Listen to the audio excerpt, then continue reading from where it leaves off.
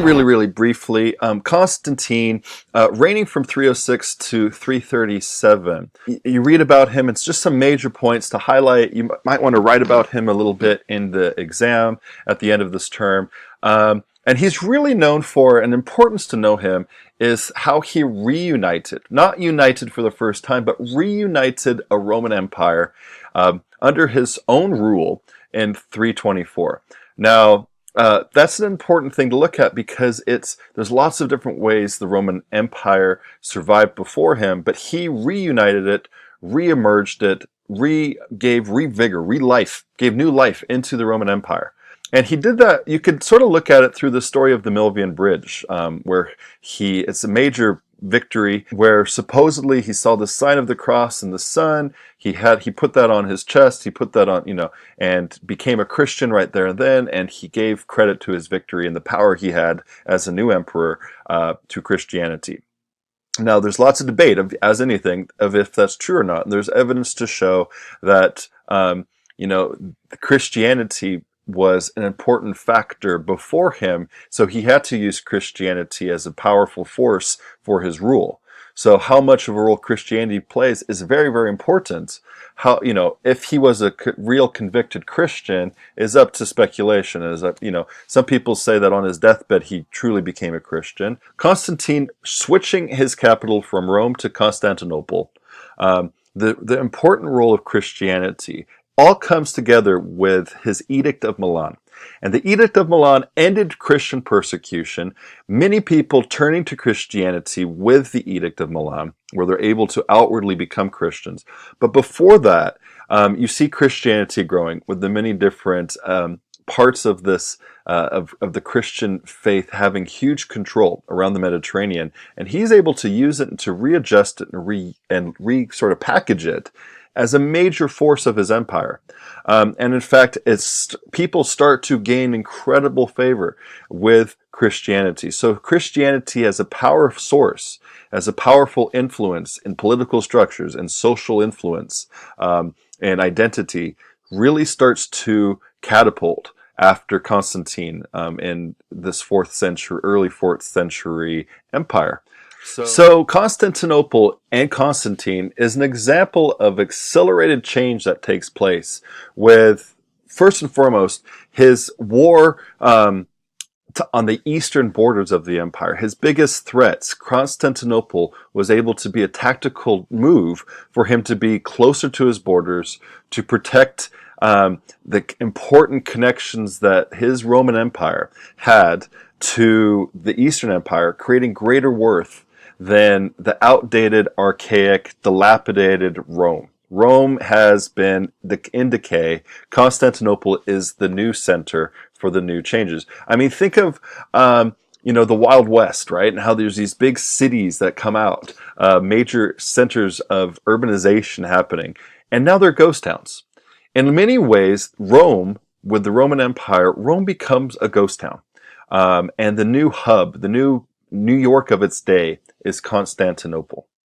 Now, another part of it, urban centers stood to the east, all the urbanization, everything, all the commerce is happening on the east, Roman being way out of the way.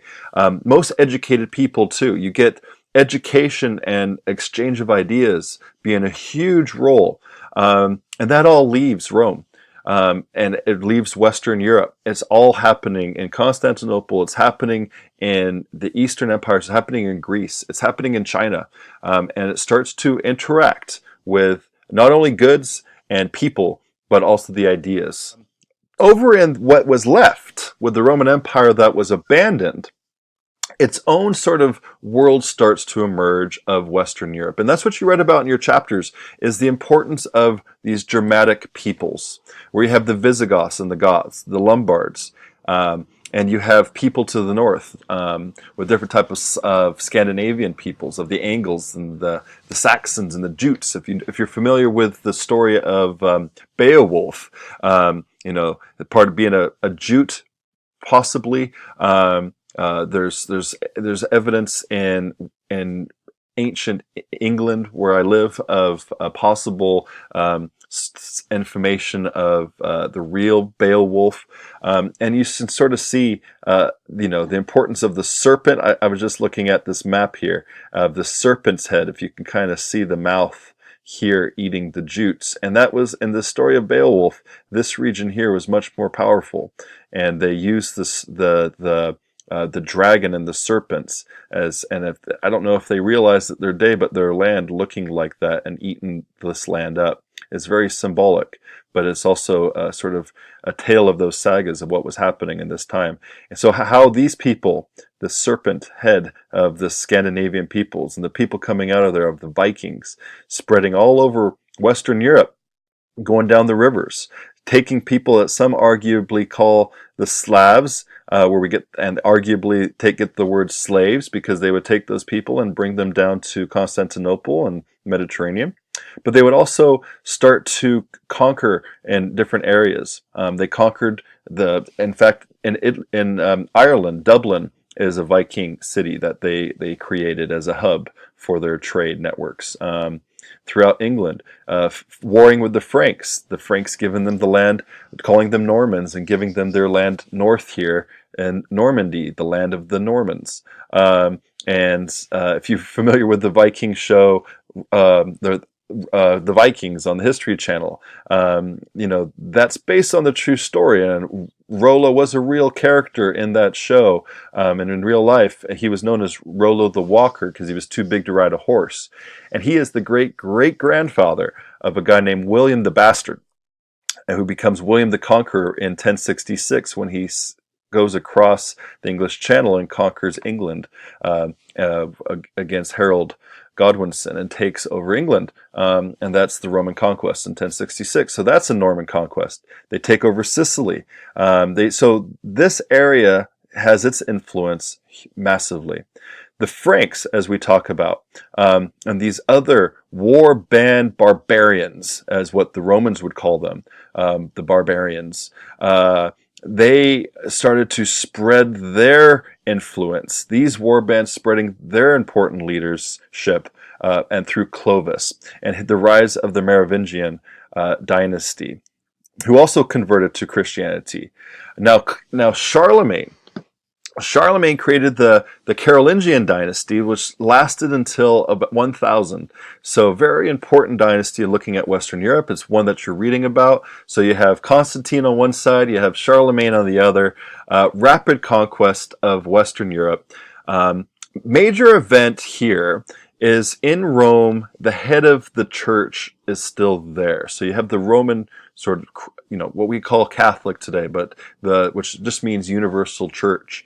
But you have Rome, you have the Pope in Rome, and the Pope crowned Charlemagne emperor.